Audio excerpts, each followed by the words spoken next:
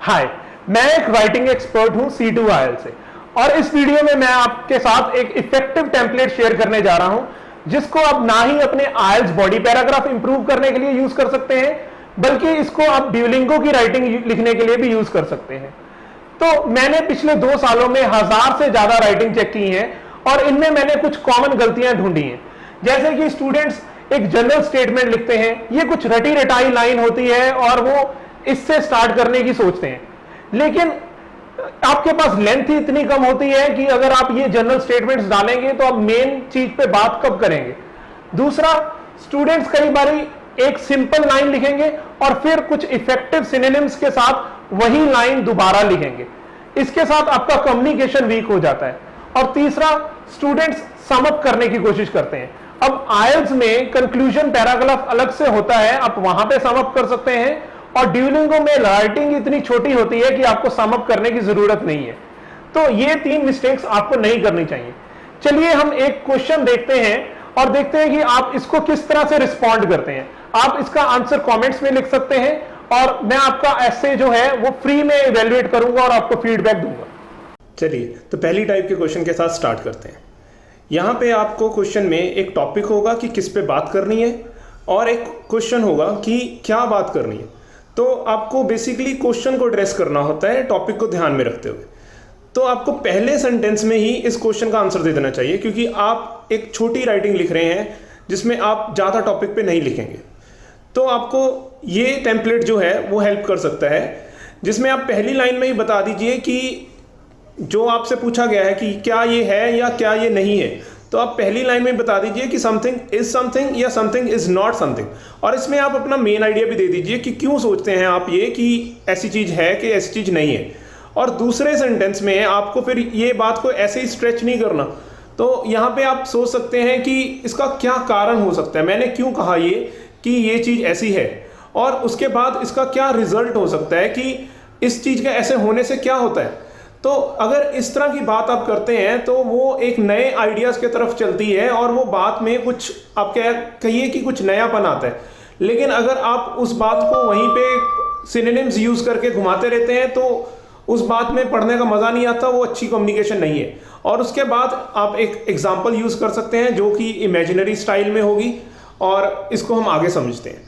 तो ये एक क्वेश्चन है कि फ्री रहने से, मतलब कुछ ना करने से, क्या टाइम वेस्ट ही होता है या फिर टाइम की वैल्यू पड़ती है। तो अगर इसका आप आंसर देना चाहते हैं तो आप एक ही आंसर देंगे ना, कि आप कहेंगे कि या तो ये वेस्टेज है या फिर ये वैल्यूएबल है। तो एक आंसर जो है वो आप अपने पहले सेंटेंस में दे दीजिए। सिंपल क्या होगा कि इट इज़ वैल्यूएबल या इट इज़ वेस्टेज। लेकिन इसको हम थोड़ा सा टॉपिक भी बताएंगे कि इट क्या है, और थोड़ा सा हम वैल्यूएबल या जो आपका वेस्टेज है उसको भी चेंज करेंगे। तो वैल्यूएबल को चेंज करके मैंने बेनिफिशियल वर्ड यूज़ किया है, और फ्री रहने को मैंने स्टेइंग आइडियल यूज़ किया है। और मैंने ये सेंटेंस लिखा है कि staying ideal is beneficial in rejuvenating oneself. तो मैंने अपना मेन आइडिया भी दिया है कि इससे बंदा रिफ्रेश हो जाता है, तो रिजुविनेट हो जाता है। अब जो नेक्स्ट सेंटेंस है इसके लिए मुझे बहुत सोचना पड़ेगा, क्योंकि मैं ये नहीं चाहता कि जो मेरा रीडर है उसको एक ही इन्फॉर्मेशन बार बार मैं घुमा के दूँ। तो मैं यहाँ पे सोचूंगा कि ऐसा क्यों कहा मैंने कि रिजुविनेट हो जाता है बंदा फ्री रहने से। तो इसका वाई या हाउ ढूंढने की कोशिश करूंगा मैं अपने दिमाग में, और इसका फिर मैं रिजल्ट ढूंढने की कोशिश करूंगा कि रिजुविनेशन से एक्चुअली फ़ायदा क्या है जो कि मैं उसको वैल्यूएबल कह रहा हूँ, और फिर मैं कोई एग्जाम्पल के साथ सपोर्ट करने की कोशिश करूंगा। इसको हम एक डायग्राम के तौर पे समझते हैं। अब ये मेरा मेन आइडिया है रिजुविनेशन। मुझे सोचना है कि इसका रीजन क्या होगा। तो सोचने पे मुझे पता चलता है कि अगर मैं ब्रेक लेता हूं तो मुझे वो फटीग नहीं होती जो मुझे कॉन्टिन्यूस काम करने से होती है, और इसके कारण मैं रिफ्रेश हो जाता हूं। तो ये मुझे अपने रीजन में लिखना है। देन मुझे सोचना है कि अगर मैं रिजुविनेट हो भी रहा हूं तो मुझे उससे फायदा क्या है। तो फायदा सोचने पे मुझे याद आता है कि अगर मैं रिफ्रेश हूं तो मेरे में ज्यादा एनर्जी होगी, और ज्यादा एनर्जी से मैं अच्छा काम कर पाऊंगा। तो ये मैं अपने रिजल्ट में लिख सकता हूं। प्लस इसको सपोर्ट करने के लिए मैं एक एग्जांपल यूज कर सकता हूं, जिससे कि पूरा आइडिया बहुत ही क्लियर हो जाएगा। अब इसी बात को मैं सेंटेंसेस के रूप में बदल के लिख सकता हूं कि इट इज़ बिकॉज जब मैं कॉन्टिन्यूसली काम कर रहा होता हूं तो मुझे मेंटल या फिजिकल फटीग होती है, लेकिन एक ब्रेक लेने के बाद मैं उसको अवॉइड कर सकता हूं। और इसके कारण मैं अपना बेस्ट दे पाऊंगा, क्योंकि मुझे मोर एनर्जी मिल जाती है रिजुविनेशन से। इसकी मैं एक एग्जांपल दे सकता हूं कि जैसे मैंने यूट्यूब वीडियोस बनाने से थोड़ी ब्रेक ली तो मैंने बहुत रिफ्रेश फील किया और मुझे बेटर आइडियाज़ आए। अब स्टिल ये जो आंसर है ये 120 लेवल का है या 7 बैंड इन आइल्स का है। इसको और इम्प्रूव करने के लिए जो इसके सिंपल सेंटेंसेस हैं, जैसे कि छोटे छोटे सेंटेंसेस हमने लिखे हुए हैं आसान भाषा में, इसको हम चेंज कर सकते हैं। पहले तो हम फुल स्टॉप को किसी को भी रिप्लेस कर सकते हैं सेमीकॉलन से। तो ये सेमीकॉलन मैं रिजुविनेटिंग वन सेल्फ के बाद भी लगा सकता था, यहाँ पे अवॉइडिंग इट के बाद भी लगा सकता हूँ, या फिर मोर एनर्जी के बाद भी लगा सकता था। लेकिन इसको मैंने अवॉइडिंग इट के बाद इसलिए चूज़ किया है क्योंकि जब हम सेमीकॉलन यूज़ करते हैं तो दो सेंटेंसेस में थोड़ा कनेक्शन होना चाहिए, और क्योंकि ये दो सेंटेंसेस इलेबोरेशन कर रहे हैं तो मैंने यहाँ यूज़ किया है। और दूसरी बात नोट करने वाली ये है कि सेमीकॉलन के बाद जो फर्स्ट लेटर होता है वो लोअर केस में होता है। तो जैसे यहाँ पे सी है वो मैंने लोअर केस में रखा है, लेकिन जब फुल स्टॉप यूज़ करते हैं तो ये अपर केस में जाता है। अब जो एग्जाम्पल को इमेजिनरी बनाना है तो उसके लिए एक टेम्पलेट है कि if someone had done something, something else would have happened. तो ये चीज़ को मैं अपने माइंड में घुमा के यहाँ पे बना सकता हूँ कि if I had not taken a break from YouTube videos daily, the quality of my work would have kept deteriorating. तो ये इमेजिनरी एग्जाम्पल जैसे मैंने डाली और जो सेमीकॉलन मैंने डाला, तो इनसे जो लेवल है वो काफ़ी हाई हो जाता है, एडवांस्ड ग्रामर इसमें आ जाती है। तो इसका लेवल जो है वो 8 बैंड या फिर 135 स्कोर इन ड्यूलिंगो के बराबर हो जाता है। ये एक कंप्लीट आंसर है जिसको आप रीड कर सकते हैं, नोट कर सकते हैं, और इसको आप समझिए कि किस तरह से लिखा हुआ है। अब ये एक परफेक्ट आंसर है क्योंकि आपने इसमें पूरा एक क्वेश्चन को रिस्पॉन्ड किया है और आपकी जो बात है वो बिल्कुल समझ आ रही है, प्रॉपरली लिंक्ड है।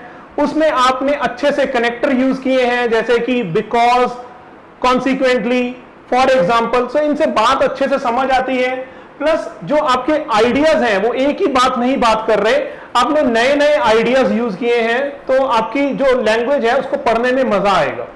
प्लस जो आपके सेंटेंस हैं वो काफी कॉम्प्लेक्स हैं। आपने सेमीकॉलन यूज किया है, इमेजिनरी सेंटेंस यूज किया है, तो जब ये राइटिंग कोई देखता है तो उसको लगता है कि बहुत ही एडवांस्ड जो नॉलेज रखता है उसने ये राइटिंग लिखी हुई है। प्लस जो आपने बात की है वो कम शब्दों में आपने बहुत ज्यादा चीज लिखी है, सो उसको पढ़ने वाले को भी इंटरेस्ट बना रहता है।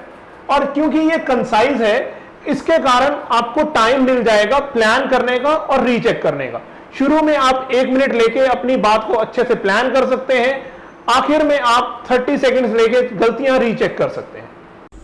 ये एक लिस्ट है कनेक्टर्स की जिसमें आप रीजंस देने के लिए और कनेक्टर्स यूज़ कर सकते हैं। जैसे कि इट इज़ बिकॉज की जगह पे आप it is owing to use कर सकते हैं, लेकिन ओइंग टू के साथ आपको नाउन यूज़ करना है, मतलब कि एक वर्ड यूज़ करना है, जबकि आप इट इज़ बिकॉज के साथ पूरा सेंटेंस यूज़ कर सकते हैं।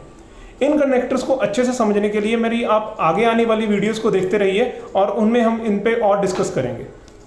अब ये कुछ कनेक्टर्स हैं जो आप रिजल्ट देने के लिए यूज़ कर सकते हैं। इनमें से एज अ कॉन्सिक्वेंस लिखने की जगह पे मैं कॉन्सिक्वेंटली प्रेफर करता हूं, क्योंकि कॉन्सिक्वेंटली एक छोटा कनेक्टर है, कम स्पेस लेता है। और नेक्स्ट ये कुछ कनेक्टर्स हैं जो आप एग्जांपल्स देने के काम आ सकते हैं। यहाँ पे फॉर एग्जांपल की जगह पे आप टू एग्जाम्पलीफाई या फिर टू इलस्ट्रेट भी यूज़ कर सकते हैं। तो आप अभी इस वीडियो को पॉज कर सकते हैं अगर आप ये कनेक्टर्स को नोट डाउन करना चाहते हैं, और फिर आप आगे कंटिन्यू कर सकते हैं। तो चलिए अब टाइप 2 की बात करते हैं। इन क्वेश्चंस में आपके पास एक टॉपिक के साथ 2 क्वेश्चंस पूछे जाते हैं। तो अब अगर हमने 2 क्वेश्चंस के आंसर देने हैं तो दोनों की इलेबोरेशन, दोनों की एग्जांपल करेंगे तो बहुत लंबा हो जाएगा। तो हम पहले क्वेश्चन की इलेबोरेशन कर देंगे और सेकंड क्वेश्चन की हम एग्जांपल कर देंगे। इसको समझते हैं हम एक क्वेश्चन के साथ। ये क्वेश्चन है जहाँ पे कहा गया है कि लोग अकेले रहने का डिसीजन बना रहे हैं और इसके कारण क्या है, और ये एक पॉजिटिव चीज़ है या नेगेटिव। तो पहले ही सेंटेंस में मैं इसका आंसर कर दूंगा कि mainly owing to the freedom solitary lifestyle is being opted. तो यहाँ पे मैंने वोकैबुलरी चेंज की है, जैसे कि अकेले रहने को मैंने कहा है सॉलिटरी लाइफस्टाइल, और इन रीसेंट टाइम्स को मैंने इन कॉन्टेम्प्रेरी रखा है।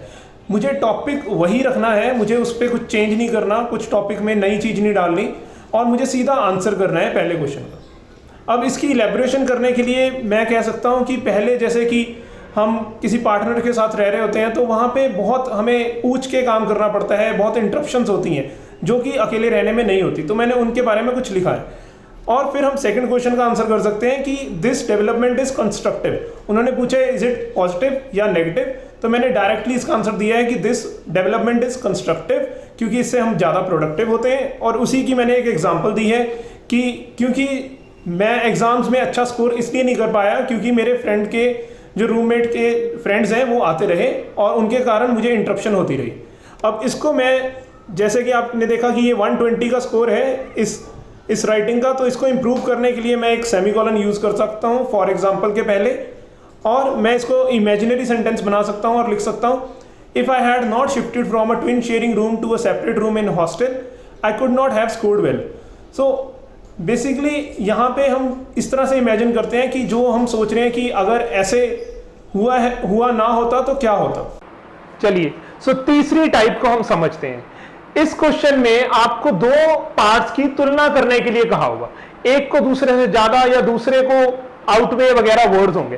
तो इस क्वेश्चन की जो पहचान है उसमें लिखा होगा कि लार्जर, बेटर, आउटवे। तो जब आप ये वर्ड देखते हैं तो आपको समझ जाना चाहिए कि आपको एक साइड पे नहीं, दोनों चीज की तुलना करके चलना है। और ये जो तुलना है ये आप पहले सेंटेंस में ही कर दें तो ज्यादा क्लियर हो जाएगा।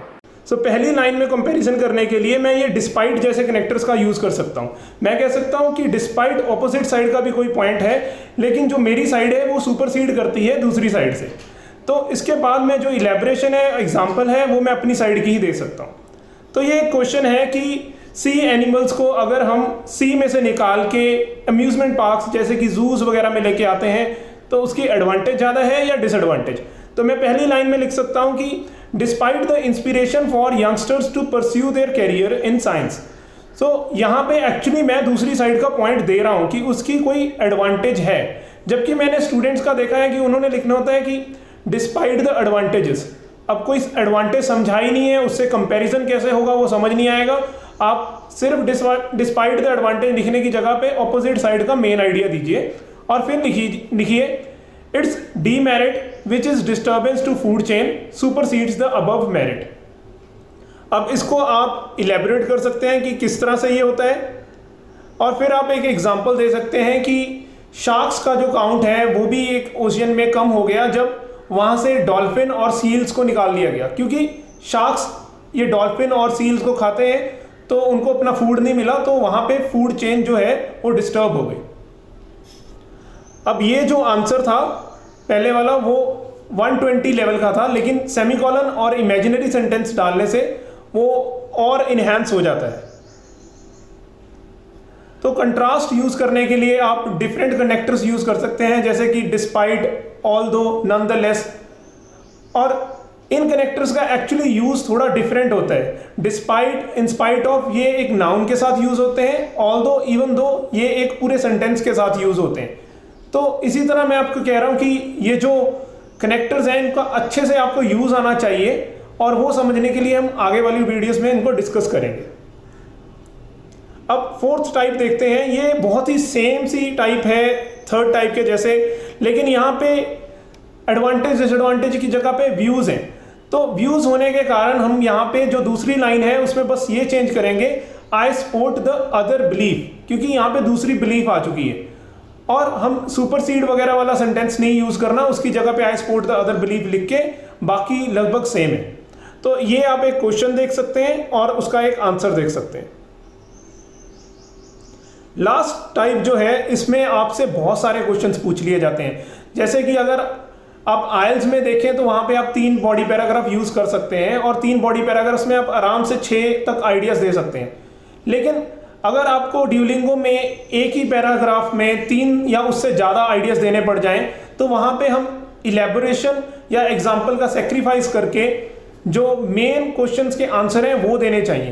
तो अगर आपको ये क्वेश्चन है कि what are the drawbacks of online studies and in what ways a student can reduce और अवॉइड दीज, सो यहाँ से आपको 2 ड्रॉबैक पूछे गए हैं और 2 तरीके पूछे गए हैं जिससे इसको अवॉइड किया जा सकता है। तो जो मैंने आंसर दिया है उसमें मैंने डायरेक्ट इन 4 पॉइंट्स को कवर किया है। तो मैंने कहा कि the main disadvantage is distraction while studying. तो डिस्ट्रैक्शन जो है वो एक डिसएडवांटेज है, वो एडवर्टीजमेंट्स या नोटिफिकेशंस के कारण होती है, और अगर हम इनको बंद कर देंगे तो ये हट सकती है। तो एक ड्रॉबैक दे दी और एक उसका सोल्यूशन दे दिया। देन दूसरा है कि लेजी फील कर सकते हैं आप घर से पढ़ते हुए, तो अगर आप अपना प्रॉपर टाइम टेबल सेट कर लेते हैं, एक प्रॉपर प्लेस देख लेते हैं, तो वो प्रॉब्लम भी हट सकती है। तो डायरेक्टली मैंने जो इनके आंसर्स हैं वो दिए हैं। अब इसी तरह एक अगला क्वेश्चन है जिसमें कॉजेज एंड सॉल्यूशंस बताने हैं, तो ये दोनों कॉजेज मैं पहले दे सकता हूं और दोनों सॉल्यूशंस बाद में दे सकता हूं। तो हम साथ साथ में भी जो प्रॉब्लम और सॉल्यूशन दे सकते हैं और अलग से भी दे सकते हैं। सो चलिए हम लेते हैं एक क्विक रिकैप इस वीडियो का। पहले टाइप के क्वेश्चन में क्योंकि आपको एक क्वेश्चन पूछा जा रहा था तो आप उसको पूरी तरह से इलेबोरेट करेंगे और उसकी एग्जांपल देंगे। जो दूसरा क्वेश्चन टाइप है उसमें आपको दो क्वेश्चन पूछे जा रहे हैं, तो आप पहले का आंसर करके उसको इलेबोरेट कीजिए और जो सेकंड क्वेश्चन टाइप है उसकी आप एग्जांपल दे दीजिए। अब जो थर्ड क्वेश्चन टाइप है उसमें आपको कंपेयर करने को कहा गया, तो कंपेयर करने के लिए आप पहली लाइन में ही अपने ऑपोजिट जो साइड का है उसका मेन आइडिया दे दीजिए और फिर अपनी साइड को समझाते चलिए और उसका इलेबोरेशन और उसकी ही एग्जांपल दीजिए। देन जो फोर्थ टाइप है वो भी थर्ड टाइप के जैसे ही है, लेकिन इस फोर्थ टाइप में आपको इसको व्यूज की तरह लिखना है, तो आपको एक नोशन या जो बिलीफ है ये वर्ड्स यूज करने हैं। लास्ट जो टाइप है उसमें आपको ज्यादा आइडिया पूछ लेते हैं, जैसे कि आपको 3 या 4 आइडियाज पे बात करनी है, तो अब यहां पे हो सकता है कि आपको इलेबोरेशन या एग्जांपल के बिना ही काम चलाना पड़े, आपको डायरेक्टली क्वेश्चंस के आंसर देने पड़े। तो ये था हमारा राइटिंग के टेम्पलेट्स पे, जिसमें आपने देखा कि किस तरह से आप इजी टेम्पलेट्स को यूज करके अपने ड्यूलिंगो या आइल्स में स्कोर इंप्रूव कर सकते हैं। अगर आपको पिक्चर्स पे बोलने में या लिखने में दिक्कत आ रही है तो उसके लिए आप हमारी दूसरी वीडियो देख सकते हैं जिसमें ये सब कुछ एक्सप्लेन किया गया है।